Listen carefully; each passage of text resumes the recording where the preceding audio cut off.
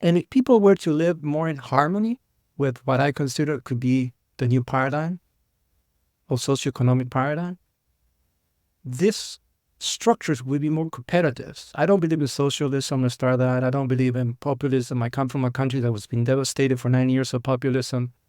But I have experienced pure, utter capitalism too in this country. And it's brutal. It's brutal because it has no means to provide for those that are not worthy.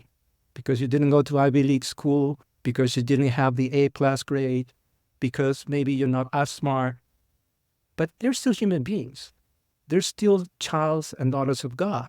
They still deserve to be able to pay, for the roof, for their food, by having a job that merits them having a normal wage and not be left behind in society, right? So how do we go from capitalism to what I like to call conscious capitalism? Is creating a new structure where, yes, you have people that make more, of course. People need to make more according to the value they add. But also, for those making more, don't forget those who actually helped them get there. What that looks like is for all of us to figure out. I'm not here to change the world or to save the world. I'm just here to point at things that I see that, hey, that's not working right. How can we fix that? And I don't have the answers. By no means, I don't consider myself to have all the answers. All I have is sort of like a radar screen that I've been shown when God expanded my consciousness and said, listen, you see this is a lie now? What are you going to do about it? And I just sit there and suck my thumb because it's like, I'm just one guy. What am I going to do about this? Let me write a book because clearly I need help.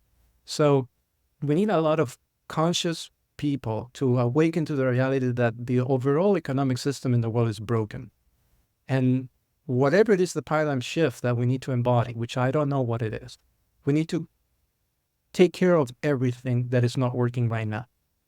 For me, it's not acceptable to have 650,000 people sleeping in the streets of one of the wealthiest nations in the world, or have 45 million people working 3 jobs and not being able to afford rent. I'm not an expert, but clearly that is not work, right? Well, I think that what we see in the outer world, the constructs that we're in, are in large part a reflection of the consciousness that we are at. And so in order for us to create something else, we have to be at a different consciousness. So this awakening process is probably the most important thing that's going on the planet right now, that we raise our consciousness.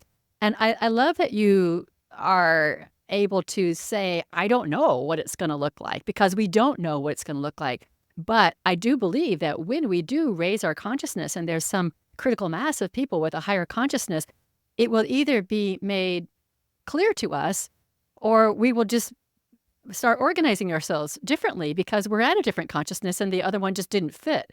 So I think this consciousness business is the most important thing that we're doing. And I think that's what you've been called by Spirit to do or to be, is an example of raising our consciousness and kind of showing the way of this the divine nature within us and who we can become.